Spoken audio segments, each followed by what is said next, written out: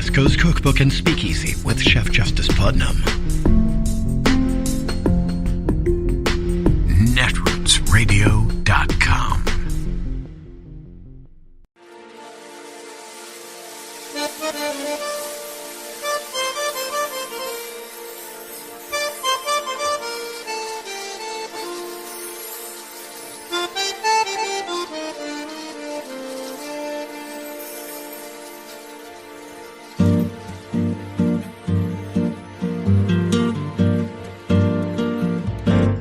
Je voudrais du soleil vert, des dentelles et des théières, des photos de bord de mer, dans mon jardin d'hiver.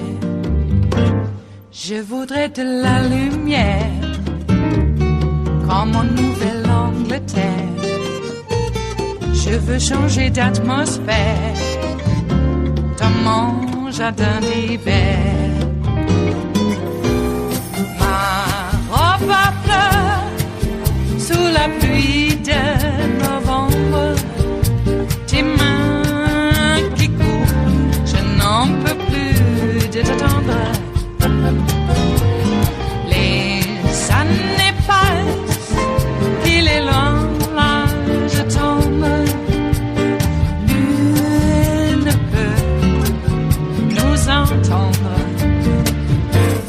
Je voudrais du Fred Astaire, revoir un latte. The Washington Post tonight is reporting that among the things the January 6th investigation in Congress is looking at is a number of different ways that Trump and his administration and people around him tried to get him to use the emergency powers of the president, which technically at least are a very limited thing, but how he tried to use them or considered using them to overthrow the election. The Post reporting tonight that, quote, 3 days before Biden's inauguration, Congresswoman Marjorie Taylor Greene texted the White House chief of staff and told him that some Republican members of Congress believed the only path for President Trump to change the outcome of the election and stay in power was for him to declare martial law.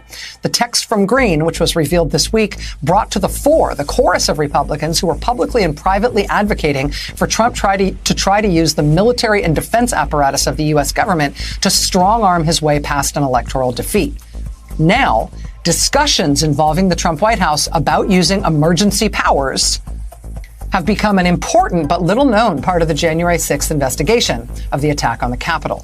The Post says, quote, in subpoenas, document requests, and court filings, the panels demanded information about any Trump administration plans to use presidential emergency powers to invoke martial law or take other steps to overturn the election. Interviews with committee members and a review of the panel's information requests reveals a focus on emergency powers that were being considered by Trump and his allies in several categories: invoking the Insurrection Act, declaring martial law, using presidential powers to justify seizing voting machines, and using the military to require a rerun of the election. Again, the Post reporting that those efforts to use presidential emergency powers to overthrow the election is a new and largely sort of overlooked, publicly overlooked part of what the January 6th investigation is looking at. What does this new reporting mean? And is this a whole new level of seriousness we hadn't really considered before? Joining us now is Elizabeth Goitein. She is co-director of the Liberty and National Security Program at the Brennan Center for Justice, and she's, in fact, one of the experts on presidential emergency powers, is quoted in the Post reporting today. In the Post reporting, she argues that the emergency powers, quote, contain fundamental flaws that could lead to abuse, and she has said that these emergency powers should be a focus of the January 6th investigation. Ms. Goitein, it's a real pleasure to have you with us tonight. Thank you. Thanks so much for having me.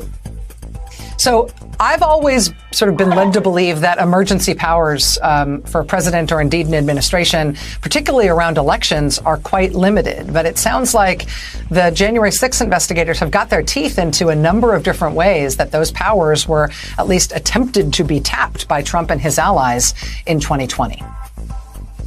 I think the truth lies somewhere between what you thought about emergency powers and what Michael Flynn and Sidney Powell and Marjorie Taylor Greene were urging President Trump to do.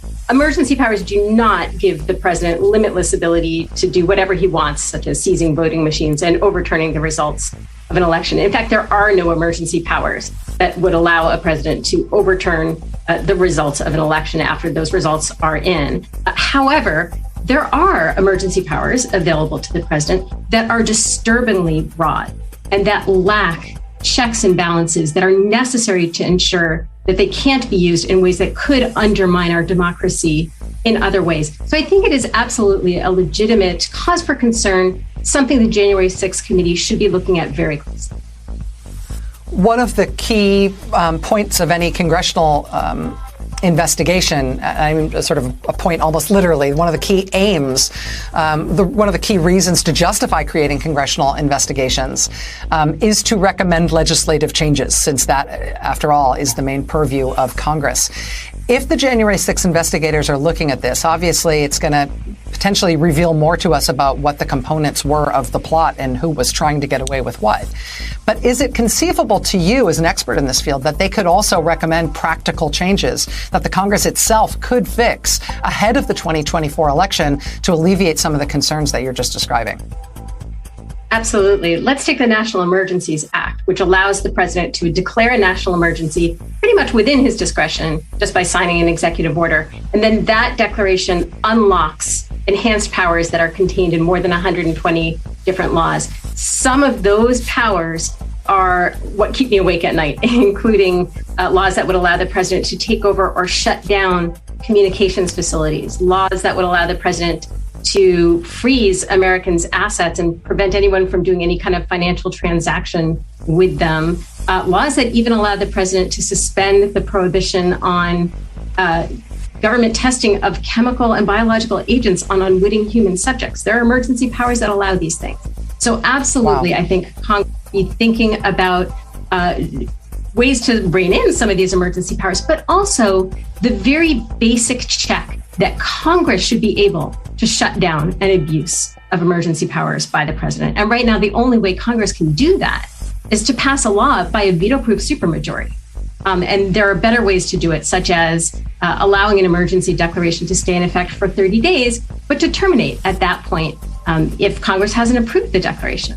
And that's part of some legislation that's being considered by Congress now. One other law that I think is important to look at is the Insurrection Act.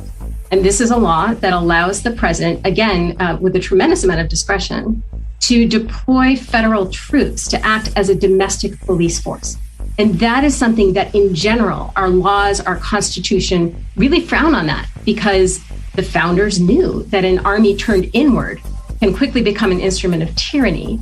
But this law, the Insurrection Act, is really an exception. It gives the president tremendous discretion to deploy troops to address not only insurrections, as the name would suggest, but also to address domestic violence, which isn't defined, to address unlawful combinations or conspiracies, again, not defined. So this very vague and frankly archaic language, the statute hasn't been updated in 150 years, gives the president a dangerous amount of authority. Again, what it needs is more specific definitions and checks and balances, some provision for Congress and the courts to step in.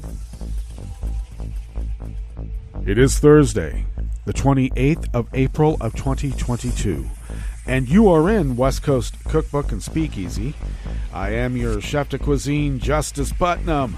Gunner the English Bulldog is our snoozing sous chef, and our daily special is Metro Shrimp and Grits Thursdays, a little bit of jambalaya, a little bit of spice in your life, just a little.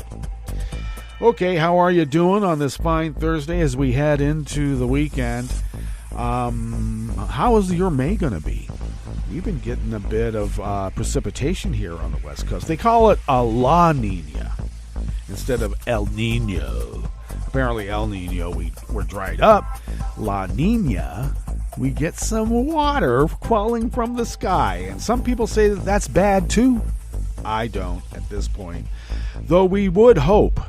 We hope that the reservoirs get filled, but I don't know. My understanding is the way that hydraulics works is that maybe the aquifers that are deep underground get first dibs. Maybe. It's got to percolate down there, of course. And that takes quite a while, too, if you know about hydraulics. Catholics in the earth. And we do, because you and I, we actually had an education, didn't we? Well, maybe in some backwater somewhere they didn't want you to learn geology because that was the work of Satan. God. Or Georgia, maybe in the hollers of Georgia, where Marjorie Taylor Greene comes from. She goes to a conservative Catholic show and tells them that their church is run by Satan. Now, I don't know. I'm baptized a Catholic. Do I have an opinion on this? Am I biased in some way? Well, I'll tell you, I don't need Marjorie Taylor Greene to tell me that the Catholic Church is run by Satan. All right? Because what does that mean?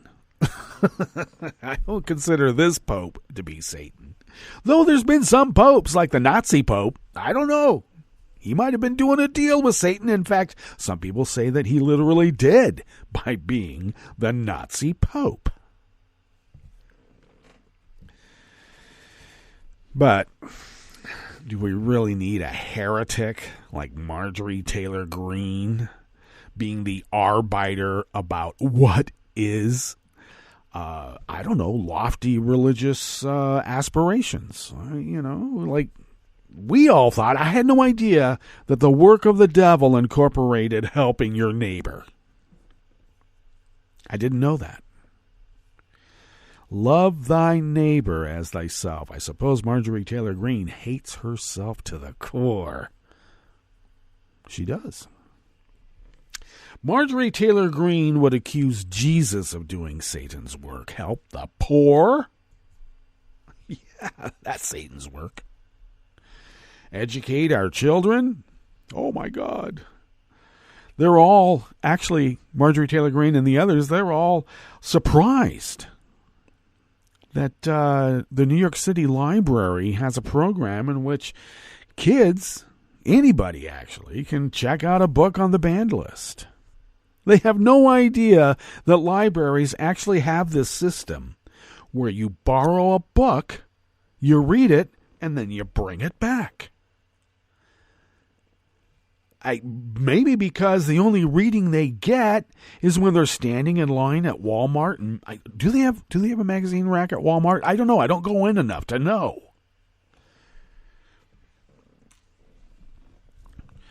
Read the Star and the National Enquirer headlines on the way out.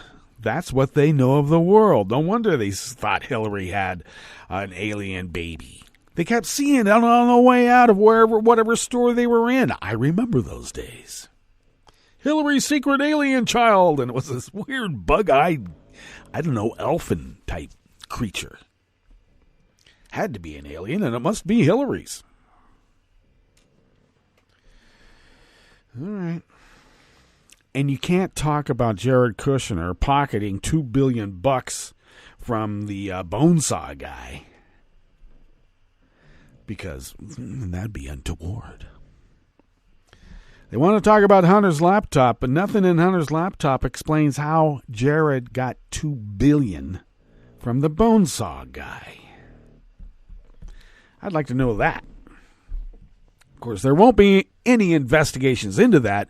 If there isn't an investigation about Jared getting $2 billion from the Bonesaw guy, it'll be to root out the investigators and get them out, jail them or whatever, like they did the last time, where they decimated all the investigative units, the Russian investigative units.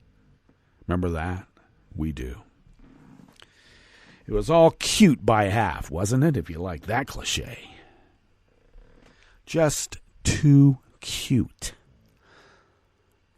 And we all stood by. I have to admit I did too. I mean, it's like a slow-moving trek.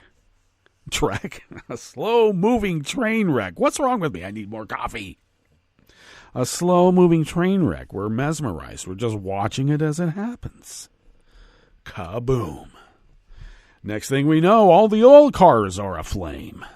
Do they still have oil cars? Yeah, they do. Maybe interspersed with a few liquid natural gas cars.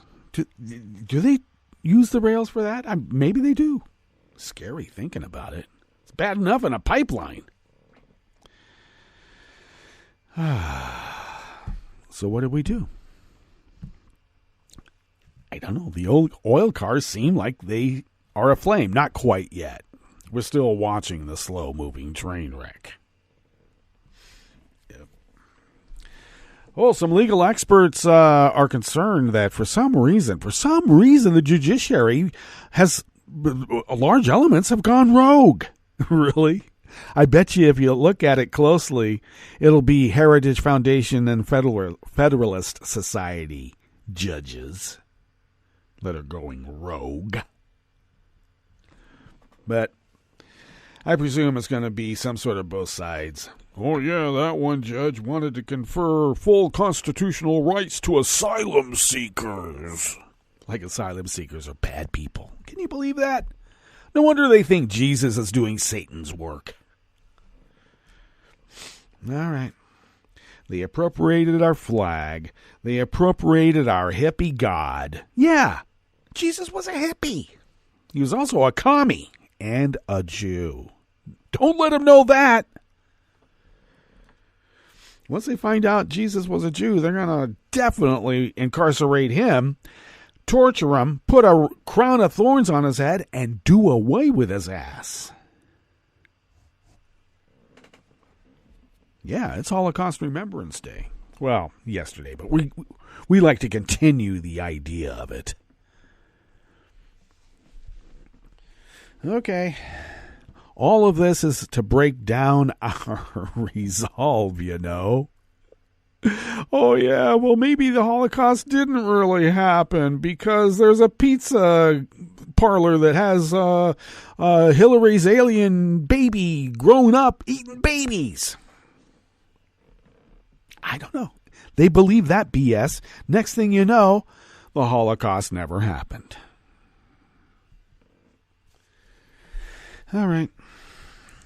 Did you know that we actually have a curated show for you today? We do. As we do every day. So why don't we just get into it? Yes, let's. Starting off at the top, yes, Rachel and guest broke it down that Trump is no less dangerous for being a ridiculous buffoon. Probably because he has a few advisors around there that want to see an end result that is wholly undemocratic, and I don't mean by party. On the rest of the menu, millionaire candidates and billionaire investors are pouring in the big bucks to win Republican primaries for open U.S. Senate seats in Ohio and Pennsylvania. And I big bucks, you know, yeah, I added that in, but I would really consider it to be quite on the par with fascist money. Once again, the Nazis wouldn't have been able to do what they did without their burgermeisters and big business, and the same holds true for the equivalent in Italy. Ads for jobs in New York City will have to say what they pay. Well, that's about time. And older people fret less about aging in the place they live, but only if you're white. Okay, I guess we don't worry about it then, do we? We worry less. Those we being you-know-who. After the break, we move to the chef's table, where 100 Holocaust survivors asked people to stand with them and remember the Nazi genocide to avoid repeating the horrors of the past. They even made an entreaty to Elon Musk, yet he decided to troll Holocaust survivors instead. And pre-war data theft armed Russia with information it can use to identify and locate Ukrainians most likely to resist an occupation and target them for internment or worse. All that and more on West Coast Cookbook and Speakeasy. Bon appetit.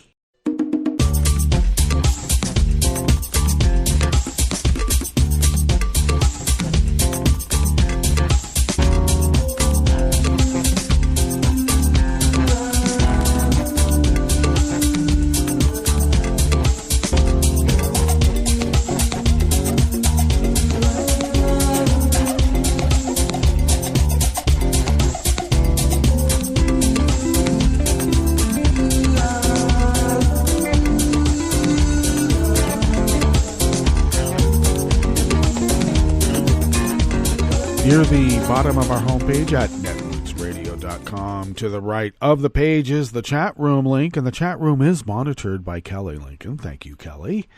To the left across the page, near the bottom of our homepage at netrootsradio.com, to the left of the chat room link there is the link to our Patreon site. If you could become a recurring Patreon of Netroots Radio and send us what you might spend on an espresso-type coffee drink once a month, even in these perilous inflationary times, if you could send those funds to us once a month, we stretch those dollars beyond compare, pay our bills, and then we fly under the radar and continue this powerhouse of resistance like we've been resisting for the last 11 years.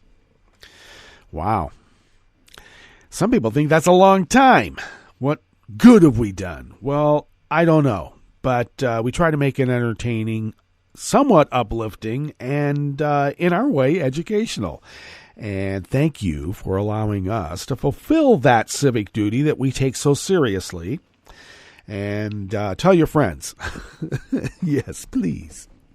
All right. Anyway, all kidding aside, thank you for your generosity. These bills keep going up. My God.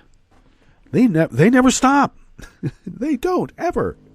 Anyway, once again, thank you for your generosity and a little bit of pre-thanks for those of you who might be so generous in the future, near and far away. If you would like to follow Netroots Radio on Twitter, while we still can, you can do so at Netroots Radio. Tom takes care of that. Thank you, Tom. Follow me on Twitter at Justice Putnam.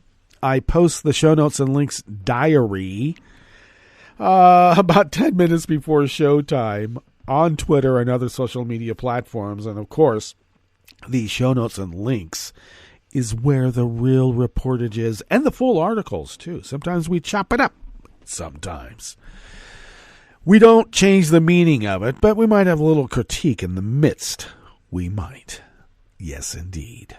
So you can also follow the show on Twitter at Cookbook West and pick up podcasts by way of Spreaker, Stitcher, TuneIn, iHeart, YouTube, iTunes, wherever podcasts can be found. And, of course, now you can find the deep archive of the Netroots Radio Library at the Internet Archive at archive.org. All right. So, this first offering here in the Bistro Cafe. Oh, I'm just going to mention it one more time. We're using the Associated Press as our primary sourcing material. I go around the country and look for some other local stories when I can. And but Reuters continues to, shall we say, have some questionable aspects of their model in that they still have some Russian ties. Eek. So I don't know if they want to be RT, Russia Today. They can, but it's sad because Reuters had been a venerable journalistic institution. So this first offering here in the Bistro Cafe of West Coast Cookbook and Speakeasy is by Julie Carr Smythe and Mark Levy from the Associated Press. Millionaire candidates and billionaire investors are harnessing their considerable personal wealth to try to win competitive Republican primaries for open U.S. Senate seats in Ohio and Pennsylvania. Mike Gibbons, an Ohio investment banker, leads the pack of self-funders in both states after lending his campaign almost $17 million. Oh, my God. I was thinking, if we eat the rich, there's not that many of them. I might be wrong. Anyway, three other wealthy candidates in the Ohio race, State Senator Matt Dolan, whose family owns the Cleveland Guardians baseball team, former Ohio Republican Chair Jane Timken, whose husband's family founded the steel giant Timken Company, and hillbilly elegy author J.D. Vance, who is not just an author, he's an investment banker too, have lent or contributed a combined $14 million to their campaign. So I guess little people like you and me can't run. Well, could we anyway, ever? In Pennsylvania, oh no, heart surgeon turned TV celebrity and carpetbagger, Mehmet Oz, former hedge fund CEO David McCormick, and former real estate investment firm CEO Carla Sands report that they have lent their campaigns more than $20 million combined. Billionaire tech investor Peter Thiel, jeez, talk about working for Satan. That is Satan. So I don't know. I don't think the Catholic Church is working for Peter Thiel, but you never know. He, of course, is the co-founder of PayPal, has poured money into a super PAC backing Vance, while hedge fund billionaire Ken Griffin has contributed millions to a super PAC supporting McCormick. Oh my God, it's like watching two giant dinosaurs battling it out while we little rodent humans watch in the bushes.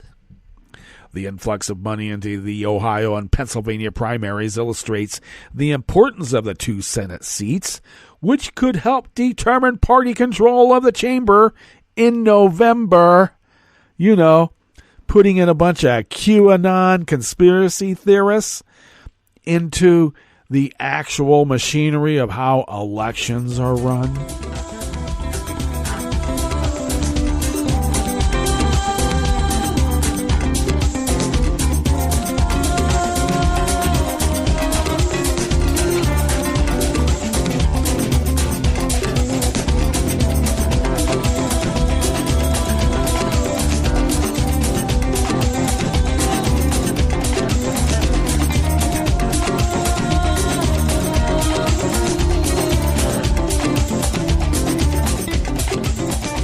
Jennifer Peltz of the Associated Press brings us this next offering here in the Bistro Cafe of West Coast Cookbook and Speakeasy, Metro Shrimp and Grist Thursdays. Help wanted. The job? Putting one of the nation's most far-reaching salary disclosure laws into practice. Location? New York City. Just 4 months ago, city lawmakers overwhelmingly voted to require many ads for jobs in the nation's most populous city to include salary ranges in the name of giving job applicants, particularly women and people of color, a better shot at fair pay. But on the cusp of implementing the measure, the lawmakers will likely vote today to postpone it for 5 months after employers waved red flags. The debate marks a prominent test for the burgeoning slate of U.S. pay transparency laws, and the answer seems simple to Brooklyn restaurant server Elizabeth Stone. I believe I deserve to know how much I can make as a waitress, she said. Don't we all? Stone has scoured job ads that are mum about pay, leaving her wondering whether to try to move on from an employer she likes but wishes paid more, and feeling like she has no leverage to push for a raise. You're put in a really challenging position of not wanting to upset your employer and not wanting to scare away an opportunity, but also wanting to fight for what you know is what you deserve, said Stone, age 23, a member of restaurant workers' advocacy group ROC United. Over the last 4 decades, at least 7 states, from California to Connecticut, and at least 2 cities beyond New York, Cincinnati and Toledo, Ohio, have started demanding employers disclose salary information to job seekers in some circumstances. In many cases, that means upon request and or after an interview. And there are exemptions for small business. I don't understand. You're trying to trick somebody to work for you by not telling them how much they're going to make? Okay, it's beyond me. Now, New York City's new law is similar, but applies only to employers with 4 or more workers. Jeez. That amounts to about 1/3 of employers, but roughly 90% of workers in the city, according to the state labor department stats. The law says any job notice from an online ad to an internal company bulletin board must give the minimum and maximum pay the employer in good faith believes it will pay. There is no limit on how wide the range can be, nor a prohibition on deviating from it if the good faith plan changes. The laws have been propelled by a gradually shrinking but stubborn discrepancy. The median pay for full-time female workers was about 83% of what men made in 2021, according to federal data. Women make less than their male colleagues in nearly all fields, with a few exceptions in areas like social work done in healthcare settings. Pay transparency requirements are one of the most powerful tools that we have to change those gaps, said Beverly Neufeld, the president of Power New York, an economic equality advocacy group. Workers get a level playing field, she argues, while businesses increase efficiency by bringing in applicants amenable to the salary on offer. Indeed, many employers already advertise what they pay. Others say they have good reasons not to. Okay, let's find out what those reasons are. Political consultant Amelia Adams said she strives to make her small minority-owned business a good place to work, offering health benefits, opportunities to work directly with clients, and the best pay she can, but she often doesn't advertise salaries for fear of putting off job seekers before even getting a chance to talk. To publicly put salaries of small minority and women-owned businesses gives a stigma that we are not competitive, said Adams, whose New York City-based business has 4 employees. Nonprofit organization consultant Yolanda F. Johnson fielded similar concerns after a professional group she founded, Women of Color in Fundraising and Philanthropy, began requiring pay information in its job board posts starting last fall. Johnson argues the solution is fundraising and other work to build up budgets rather than obscuring salaries. If you think people are going to pass you by, she said, there are lots of different things to have in place to be a successful nonprofit where, in turn, you can pay people equitably. While small companies and nonprofits worry they'll lose applicants, some big corporations are uneasy about posting New York City salaries for jobs that could be done from lower-cost places.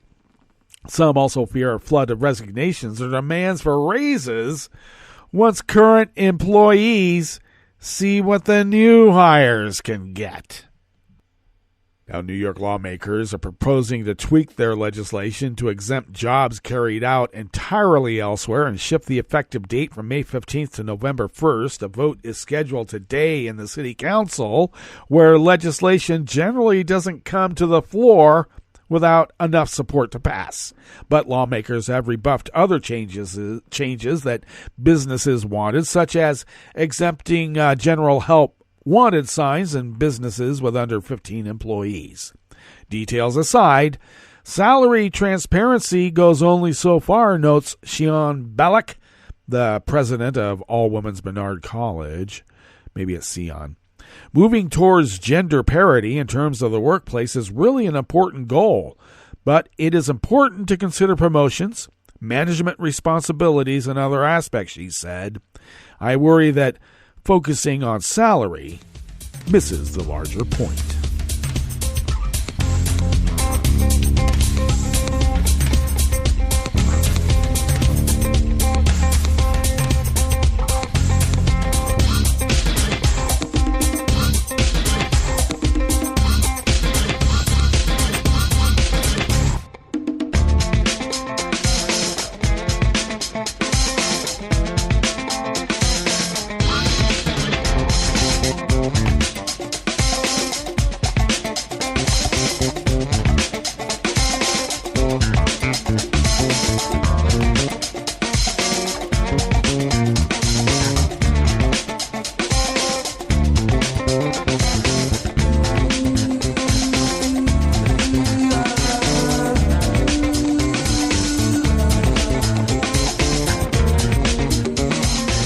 Ricardo Alonso Zaldivar of the AP brings us this final offering here in the Bistro Cafe part of West Coast Cookbook and Speakeasy. The older you are, the less you fret about aging in your own home or community. That's a key insight from a new Associated Press NORC Center for Public Affairs Research poll, which found that U.S. adults aged 65 or older feel much better prepared to age in place than those 50 to 64 who are mostly still in the final stretches of their working years. The poll also documented greater insecurity around aging in place for older Black and Latino Americans, the likely result of a deep-rooted wealth gap that markedly favors white people. Do you think? Aging in one's home or with family or a close friend is a widely held aspiration, with 88% of adults 50 and older saying that's their goal in an earlier AP NORC poll. The outlook among those 65 or older is upbeat, with nearly 8 in 10 saying they're extremely or very prepared to stay in their current home as long as possible. But doubts creep in for those ages 50 to 64. Among that group, the majority who rate themselves as extremely or very prepared shrinks to about 6 in 10. This relatively younger group is especially likely to say their financial situation is the main reason they don't feel very prepared to age in place. And they're also more likely to feel anxious about being able to stay in their communities, get care from medical providers, and receive backup from family members or close friends, the poll found. Part of it may be due to the fear of the unknown among people who've relied on a paycheck all their lives. When you've never done it before, and you're only going to do it once, you're sort of flying by the seat of your pants, said Lee Gerstenberger in his late 60s and retired from a career in financial services. I spent a lot of time talking to people ahead of me in the journey, says the Pittsburgh area resident. Also, people approaching their 60s may question if Social Security and Medicare will truly be there for them. I wonder why they have that insecurity. Some people now in their 50s and early 60s may still be dealing with the overhang of the 2007-09 recession, when unemployment peaked at 10% and foreclosures soared. In the poll, people 50 and older reported their communities do an uneven job of meeting basic needs. While access to health care, healthy food, and high-speed internet were generally rated high, only 36% said their community does a good job providing affordable housing. Just 44% were satisfied with access to transportation and to services that support older people in their homes. Now, in the poll, 67% of Black Americans and 59% of Latino Americans ages 50 and older said they felt extremely or very prepared to stay in their homes as long as possible, compared with 73% of white Americans saying that they feel confident. All right, let's get to our break, and when we get back from that break, we will go through weather from around the world, and we will finish up with the stories that we've curated for you today. You are listening to West Coast Cookbook and Speakeasy, and we will be right back. You are listening to netrootsradio.com. Please hang up and try again.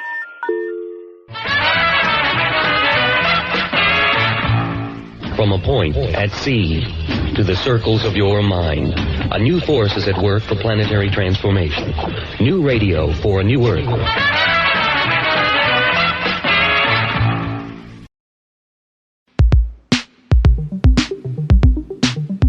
This is Scientific American's 60-Second Science. I'm Joanna Thompson. In 2018, a group of astronomers from Yale discovered something odd: 2 galaxies that had almost no dark matter. The observation caused a commotion in scientific circles because it seemed to fly in the face of everything that astrophysicists thought they knew about galaxy formation. But researchers may have just discovered the mechanism that makes these so-called dark matter deficient galaxies possible. In astronomy, matter comes in two flavors, dark matter and baryons. Yeah, baryons is a fancy way of saying regular matter. That's Betsy Adams, an astronomer at Asteron, the Netherlands Institute for Radio Astronomy, who was not involved in the research. Unlike baryonic matter, dark matter is invisible. Because the point of dark matter is that we can't see it.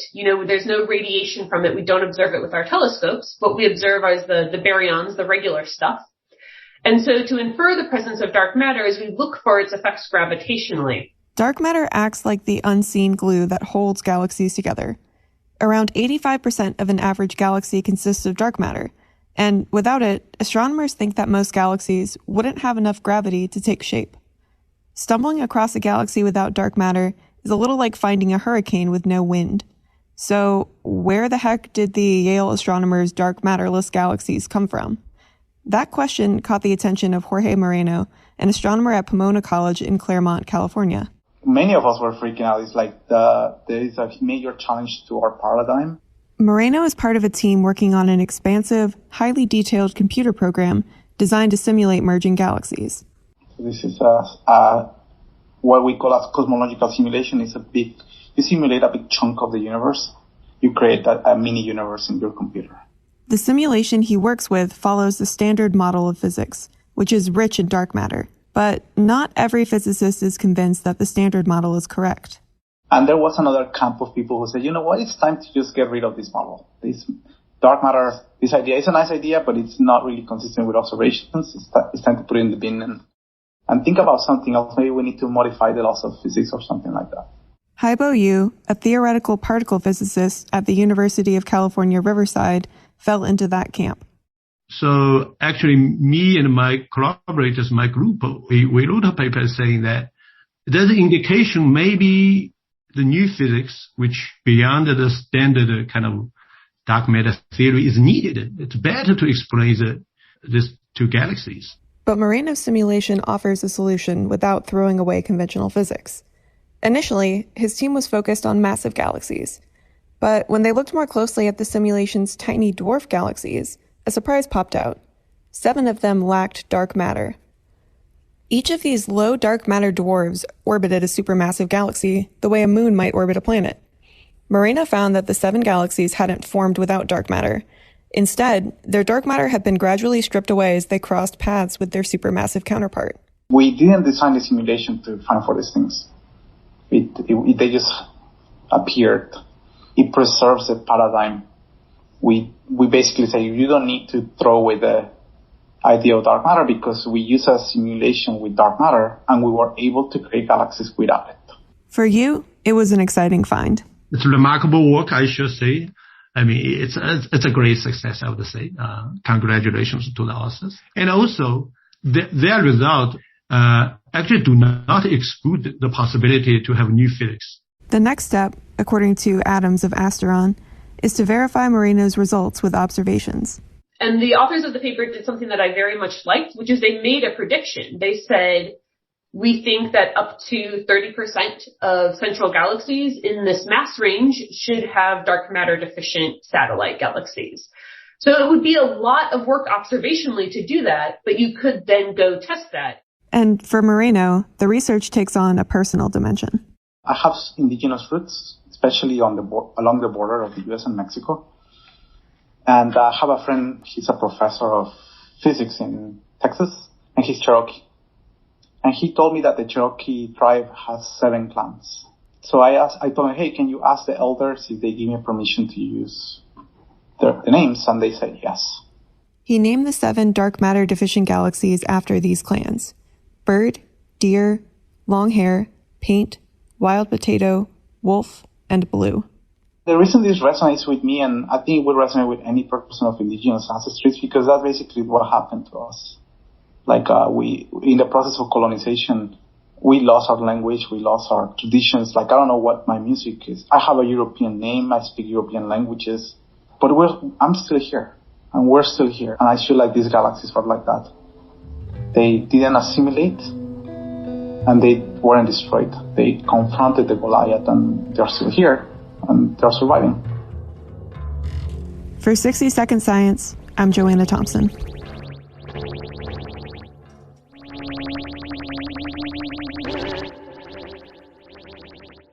1 in 6 Americans get sick from eating contaminated food each year.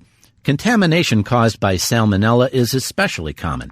It's sometimes found in poultry, eggs, ground beef, pork, and even peanut butter. To reduce your risk from this and other foodborne germs, remember to clean, separate, cook, and chill. Clean your hands with soap and water. Separate raw meat, poultry, and seafood from other foods. Wash counters, cutting boards, and utensils before and after using them.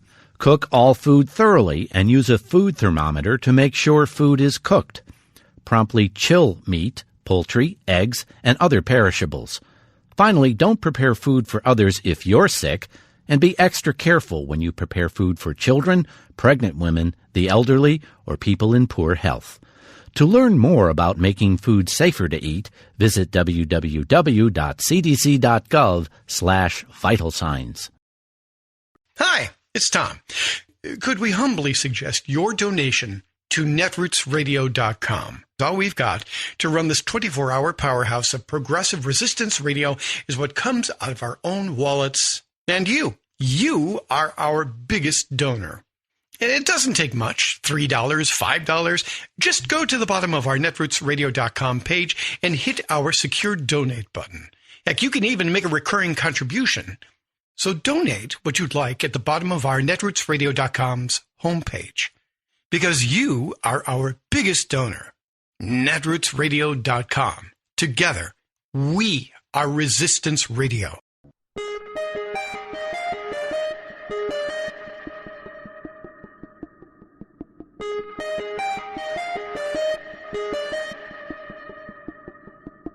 The right to reproductive choice is in grave danger.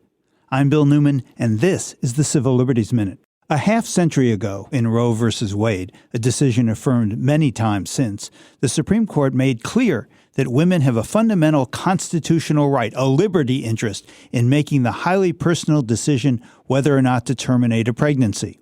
But now, the Supreme Court, based not on any change in law or any change in relevant facts, appears poised to turn back the clock to a time when politicians and state governments ruled over women, their bodies, and choice. In anticipation of the Supreme Court's decision this term that would gut or reverse Roe, in the case now pending, many state legislatures have passed laws to prohibit abortions, some after 15 weeks, some after 6, and many to prohibit abortion in those states altogether. With no exception for rape, really none, and no exception for incest, really none. The underlying premise is the government knows best. The government should control women in their bodies, and the government's power to decide should be absolute. The upcoming Supreme Court decision could well prove to be a watershed moment in our history, ushering in a period when the federal courts no longer will hold themselves out as a defender of individual rights, but rather as the protector of governmental power. These are, to say the least, scary times. The Civil Liberties Minute is made possible by the ACLU because freedom can't protect itself. I'm Rick Smith, and this is Labor History in 2.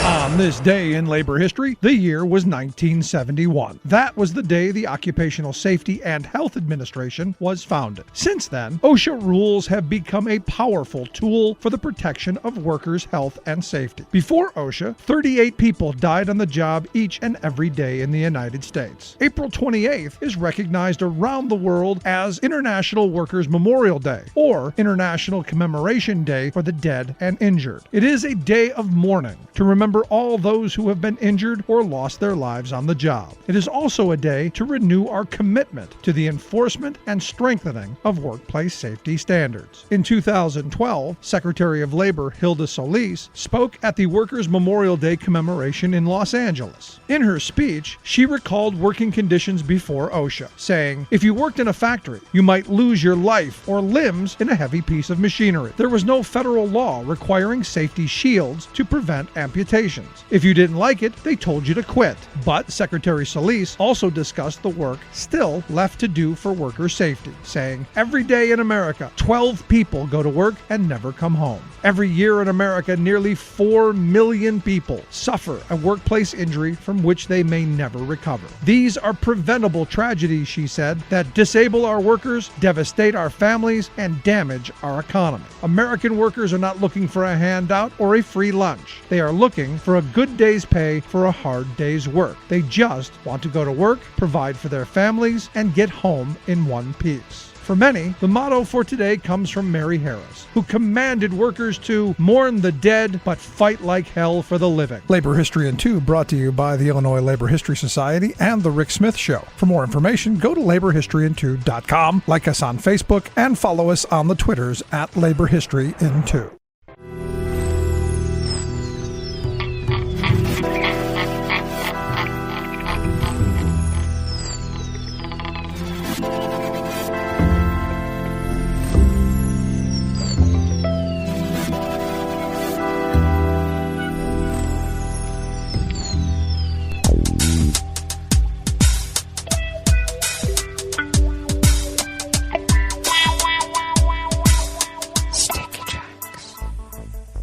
Thank you for accompanying us here to the chef's table at West Coast Cookbook and Speakeasy, Metro Shrimp and Grist Thursdays.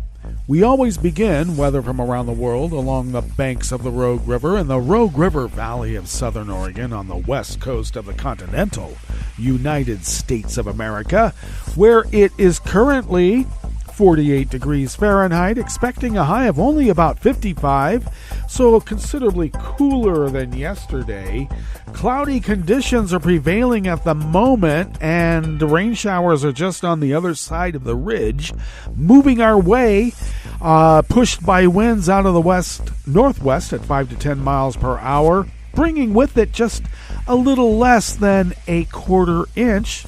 And then partly cloudy tonight with lows in the low 40s, winds out of the west-southwest at 5 to 10 miles per hour. Maybe we'll get some rain. We had a forecast of it earlier, but now they've taken it back. And then tomorrow, Friday, highs in the mid-60s, partly cloudy skies in the morning will give way to cloudy skies during the afternoon. Winds light and variable, though it looks like we may get a bit of rain over the weekend and some spotty rain next week. I want it. Okay, I do. And so does my garden. Grass pollen is rated high right outside the window here in Rogue River proper. The air quality index for the Rogue River Valley region is good at 29 parts per million. And that daytime UV index has come down a bit in the moderate range, and it is now down to level 5. Barometric pressure is holding steady at 30.07 inches. Visibility is at 9 miles and relative humidity is at 76%. Oh, I did forget to mention we do have an update on our coronavirus infections from the weekend, and we have increased considerably just as I predicted. We now stand at 430,033 confirmed cases, and this is with people doing home testing who, when they are infected, do not report it to the county. I'm just saying, could be worse. And our deceased have also gone up by, looks like 5. Yes, we now stand at 531. It's not over, folks. I wear a mask. And I suggest the rest of us do. And most importantly, continue to wash those hands. You don't know where other people have been and what they got. I can only suspect. Weather from around the world is brought to you by a crowd of crowdsourced weather stations that a crowd crowdsources from around the world. London is 57 and partly cloudy. Paris is 71 degrees and sunny. Rome is 75 and fair. Kyiv is 60 degrees and mostly cloudy. Kabul is 65 and mostly cloudy. Hong Kong is 80 degrees and fair. Tokyo is 60 and partly cloudy. Sydney, Australia is 66 and partly cloudy. San Francisco, California is 50 degrees and fair. And New York is 51 degrees Fahrenheit and fair. And that is weather from around the world, brought to you by a crowd of crowdsourced weather stations that crowdsources from around the world.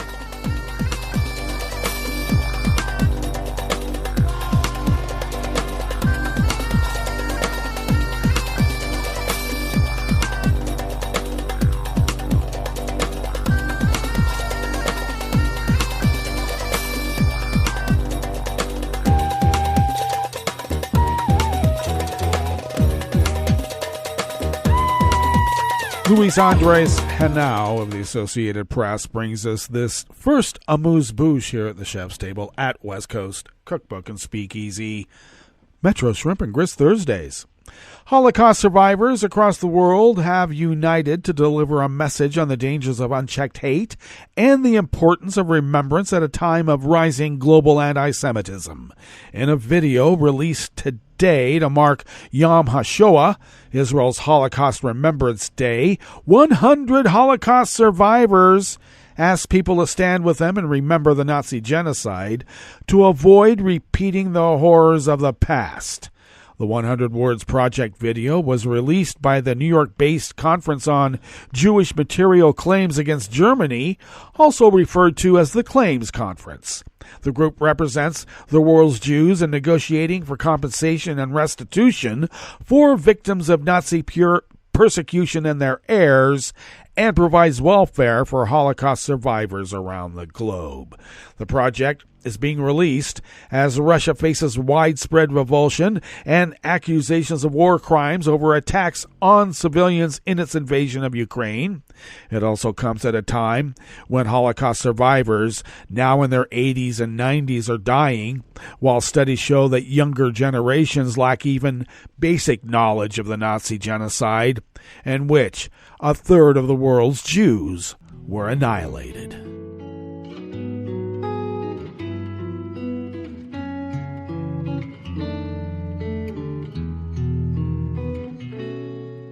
Je te donne ce mon amour pour la vie entière, la promesse de me trouver à tes genoux. Aussitôt que tu m'appelles, rester toujours fidèle, c'est tout, c'est tout. Je te donne tous mes printemps, mes étés de mer, mes automnes quand les feuilles tombent partout. Si ce n'est pas une bonne affaire, je te donne tous mes hivers. Frank Bajak of the Associated Press brings us this final amuse-bouche here at the Chef's Table at West Coast Cookbook and Speakeasy. Russia's relentless digital assaults on Ukraine may have caused less damage than many anticipated, but most of its hacking is focused on a different goal that gets less attention but has chilling potential consequences: data collection. Ukrainian agencies breached on the eve of the February 24th invasion included the Ministry of Internal Affairs, which oversees police, National Guard, and Border Patrol. A month earlier, a national database of automobile insurance policies was raided during a diversionary cyber attack that defaced Ukrainian websites. The hacks, paired with pre-war data theft, likely armed Russia with extensive details on much of the Ukraine's population. It's information Russia can use to identify and locate Ukrainians most likely to resist an occupation and potentially target them for internment or worse. Fantastically useful information if you're planning an occupation. Jack Watling, a military analyst at the UK think tank Royal United Services Institute, said of the auto insurance data, knowing exactly which car everyone drives and where they live and all that. And as the digital age evolves, information dominance is increasingly wielded for social control, as China has shown in its repression of the Uyghur minority. It was no surprise to Ukrainian officials that a pre-war priority for Russia would be compiling information on the citizenry. And I would note that we have had data breaches here in the United States by known Russian actors. Beware. Well, that brings us to the end of our broadcast period for the day, but you do know Netroots Radio broadcasts on, and we will meet up tomorrow for Blue Moon Spirits Fridays. So do stay tuned to Netroots Radio all day and all night for all the breaking news as it breaks, and we'll meet up here tomorrow, right here in West Coast Cookbook and Speakeasy. Bon appetit.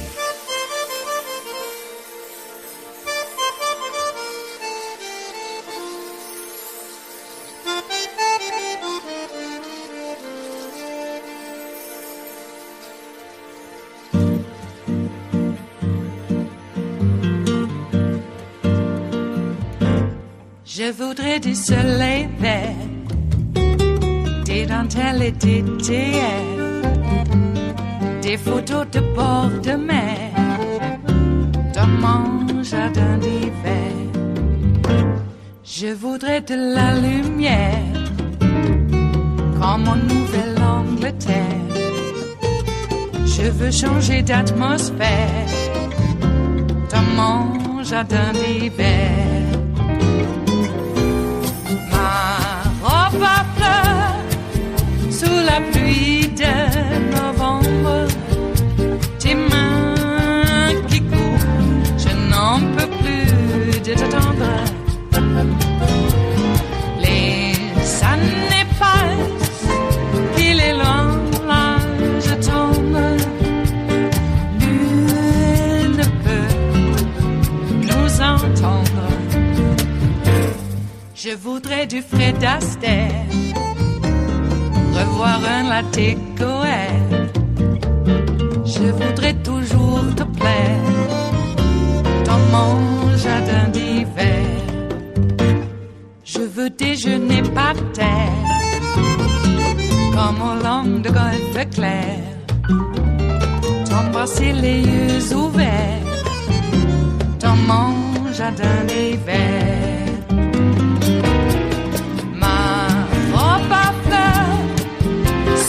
Pluie de novembre, tes mains qui courent, je n'en peux plus de t'attendre. Les années passent, il est loin l'âge tendre, nul ne peut nous entendre. Ba-da-da-dum-di-da-dum. Ba-da-da-dum-di-da-dum. Ba-da-da-dum-di-da-dum. Dans mon jardin d'hiver. Ba-da-da-dum-di-da-dum. Ba-da-da-dum-di-da-dum. Ba-da-da-dum-di-da-dum. Dans mon jardin d'hiver. Dans mon jardin d'hiver. Dans mon jardin d'hiver.